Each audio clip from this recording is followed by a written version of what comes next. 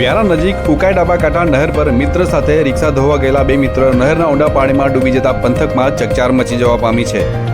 વ્યારાના MB park સોસાયટીમાં રહેતા ભગવાનદાસ ભોઈ તેમના મિત્ર સાથે આજ રોજ ઉકાઈ ડાબાકાંઠા નહેર પર રિક્ષા ધોવા માટે ગયા હતા। પાક ફળિયામાંથી પસાર થતી નહેરમાં બંને મિત્રો ડૂબ્યા હતા।